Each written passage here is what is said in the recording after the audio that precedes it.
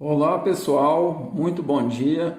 Neste vídeo do ICV, Instituto Cristiano Vieira, você aprenderá alguns conceitos para melhorar sua visão com os investimentos e que é uma das formas inteligentes para melhorar a sua saúde financeira e se preparar para um futuro próspero. Além desse assunto, vou deixar também um link na descrição para você ter a oportunidade de aprender a estratégia da reserva diamante, que é uma estratégia para te ajudar a não ficar passando por tantas dificuldades financeiras no seu dia a dia. E também para você proteger seu patrimônio e viver uma vida com mais qualidade junto com a sua família. Agora vamos ao nosso assunto principal. Para começar a planejar suas finanças, você precisa ter algumas noções de estatísticas, porque uma hora ou outra você precisará dela para avaliar um orçamento, ou então avaliar investimentos ou composições de carteiras, ou analisar uma taxa de juros de uma dívida que você está devendo. Então, nesta aula você verá justamente isso, alguns princípios e fundamentos da estatística para te ajudar a ter noções de como enxergar melhor suas finanças no futuro. E o que é a estatística? A estatística é simplesmente um ramo da matemática que transforma dados comuns em informações úteis para que você aja de forma mais responsável e tome boas decisões. Então, quando estamos falando de estatística, existem alguns tipos de medidas. Existe a medida de posição central, existe a medida de separatrizes, existe também a medida de dispersão e também existe a medida de associação entre variáveis. Então, uma medida de posição central, ela é uma medida típica de uma determinada distribuição de probabilidade. E você vai perceber que dentro das medidas de posição central, você já deve conhecer algumas delas, que são a média, a mediana e a moda. Agora, a medida de separatrizes, ela divide ou separa uma distribuição em determinados períodos, como por exemplo, saber como aconteceu num determinado quartil ou num decil, ou então num percentil. Então, são medidas que vão separar essas informações. Já a medida de dispersão, ela é o grau de variação de determinados elementos em relação à sua média. E nela você verá três medidas de dispersão, que é a amplitude, a variância e o desvio padrão. Mas neste vídeo veremos apenas a variância e o desvio padrão. E por fim, a medida de associação entre variáveis é como que estas variáveis estão relacionadas, ou seja, como uma influencia na outra. E é por isso que vamos ver sobre a covariância e também a correlação. Então vamos lá? Quando a gente fala de média, existem vários tipos de média. A média harmônica, a média ponderada, a média aritmética. Enfim, existem vários tipos de média. Mas neste vídeo a gente vai usar aqui apenas duas médias. A média aritmética e a média ponderada. E o que é a média aritmética?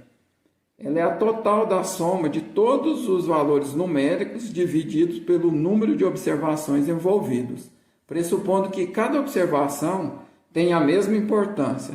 Para você entender melhor, um exemplo simples é você somar todas as suas rendas mensais no ano e depois dividir o resultado por 12, que é o número de meses que tem no ano. O resultado dessa divisão você pode dizer que é a média aritmética de quanto você recebe por mês. E aí temos também a média ponderada. Veja que na média aritmética, todos os números de observações têm a mesma importância. Já na média ponderada, isso não acontece. Existe um peso de participação diferente para cada número de observação. Por exemplo, imagina que você tem uma carteira de investimentos que 30% dela esteja em renda fixa e que remunera a um valor de 6% ao ano.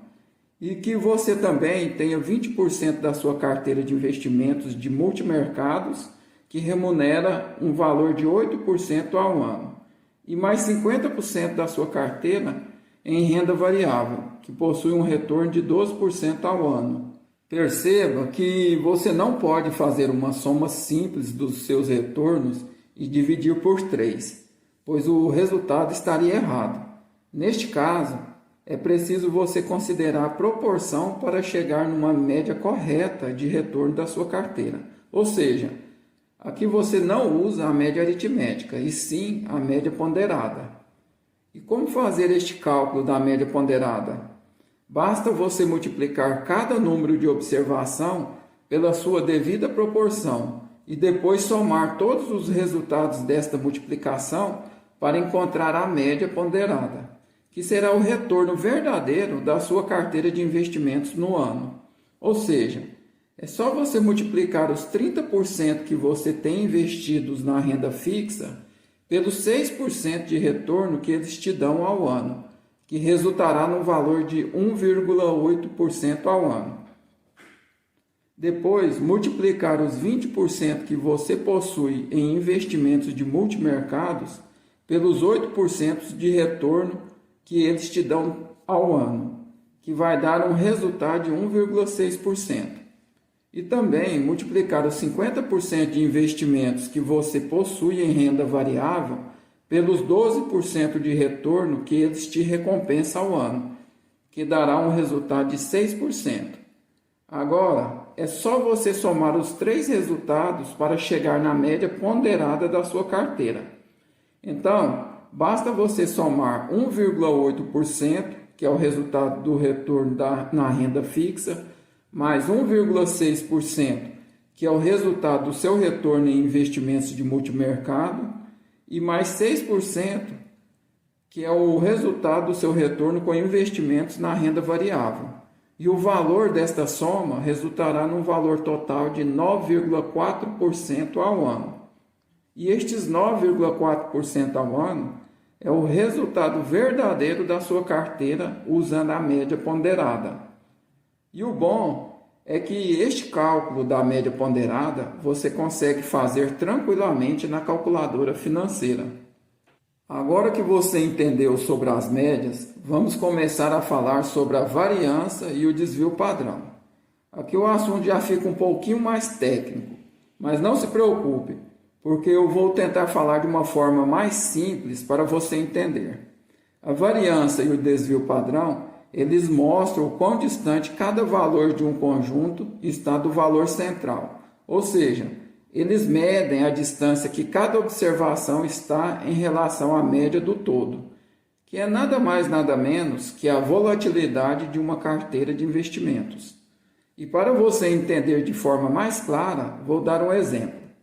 Imagina que você investiu seu dinheiro num fundo e ele deu um retorno de 3% no primeiro ano, 6% no segundo ano, 8% no terceiro ano, 11% no quarto ano e 12% no quinto ano. Então, como você vai conseguir encontrar a volatilidade deste fundo através da variância e do desvio padrão? A primeira coisa que você precisa fazer é encontrar a média aritmética dos retornos deste fundo. E para isso, basta você somar todos os retornos do fundo, que são 3%, mais 6%, mais 8%, mais 11% e mais 12%, que vai resultar num retorno total de 40%. E depois dividir esses 40% de retorno por 5, que é a quantidade de período anual que foi falado, e que resultará numa média aritmética de 8% ao ano. Agora que você já sabe a média de retorno deste fundo, que é de 8%, você agora precisa encontrar o desvio de cada retorno em relação a esta média. Ou seja, basta você pegar o retorno deste fundo a cada ano e subtrair do retorno médio que você encontrou, que é de 8% ao ano. Então, no primeiro ano, você tem um retorno de 3%, menos o retorno médio de 8%, resultará num desvio de menos 5%. No segundo ano, você tem um retorno de 6%, menos o retorno médio de 8%, resultará num desvio de menos 2%. Já no terceiro ano, você tem um retorno de 8%, menos o retorno médio de 8%, vai dar um desvio nulo de 0%. No quarto ano, você tem um retorno de 11%, menos o retorno médio de 8%, que resultará num desvio de mais 3%. E por fim, no quinto ano, você tem um retorno de 12%, menos o retorno médio de 8%, vai resultar num desvio de 4%. Prontinho! Todos esses resultados que você encontrou, que é menos 5%, menos 2%, 0%, mais 3% e mais 4%, são os desvios em relação ao retorno médio do fundo, que serão necessários para encontrar a variância e o desvio padrão. E agora, como fazer para encontrar a variância? É bem simples. Basta você levar ao quadrado todos estes resultados de cada desvio que você encontrou, depois somar todos estes valores que você levou ao quadrado e dividir pelo número de população, ou pelo número de amostras menos 1. Este número de população que eu estou falando é usado apenas quando você possui todas as informações possíveis daquilo que você está analisando. Já no caso de usar apenas a amostra, você considera o número total das amostras menos 1. Neste exemplo, eu vou considerar como se fosse o número de população para você entender melhor e para ficar uma conta mais simples. Então, vamos dividir este resultado da soma dos quadrados dos retornos por 5. Ou seja, estamos usando 5 quantidades porque neste exemplo que estamos falando, está sendo analisado apenas os retornos de 5 anos. Então, para encontrar a variância, basta você levar menos 5 ao quadrado do primeiro retorno e somá-lo ao quadrado de menos 2 do segundo retorno, mais o quadrado de 0 do terceiro retorno, mais o quadrado de 3 do quarto retorno e mais o quadrado de 4 do quinto retorno, que vai resultar num valor total de 54. Agora, é só você dividir o resultado dessa soma por 5, que é a quantidade de retornos, ou seja, dividir este resultado de 54 por 5. O resultado desta conta será de 10,8, ou seja, estes 10,8 é a nossa variância. Agora, falta apenas encontrar o valor do desvio padrão. Para encontrar o valor dele também é simples. Basta tirar a raiz quadrada da variância que você encontrou, ou seja, é só tirar a raiz quadrada de 10,8, que vai resultar num desvio padrão em relação à média próximo a 3,28. Prontinho! Agora falta saber apenas onde você vai usar estas informações. Essas informações você vai usá-las quando for fazer a interação entre dois investimentos. Imagina que você tem dois fundos, o fundo A e o fundo B. Será que eles caminham na mesma direção ou caminham em direções opostas? Como por exemplo, você quer colocar uma parte dos seus investimentos em dólar, porque você sabe que quando a inflação sobe, o dólar sobe, ou ao contrário, quando a inflação sobe, os ativos de bolsas caem.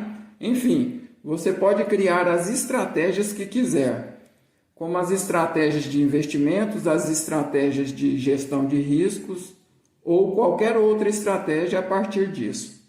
Quando você for planejar suas finanças, é muito importante você entender que o seu foco não pode ser apenas nos investimentos. É preciso ter esses conhecimentos também. Agora, para você começar a entender sobre a interação entre as variáveis, é bom você saber também sobre a covariância, que é uma medida não padronizada entre duas variáveis. E o que você vai fazer na prática com esta informação? A covariância te ajuda a medir uma relação linear entre dois investimentos. Se for uma relação linear positiva, quer dizer que estes investimentos caminham no mesmo sentido. Agora, no caso de uma relação linear negativa, isso quer dizer que estes investimentos caminham em sentidos opostos. Vou dar um exemplo para você entender melhor. Vamos supor que está fazendo um calorão aí na sua cidade e você está com aquele maior sol na sua cabeça ao meio-dia após ter almoçado. E o que você quer nessa hora?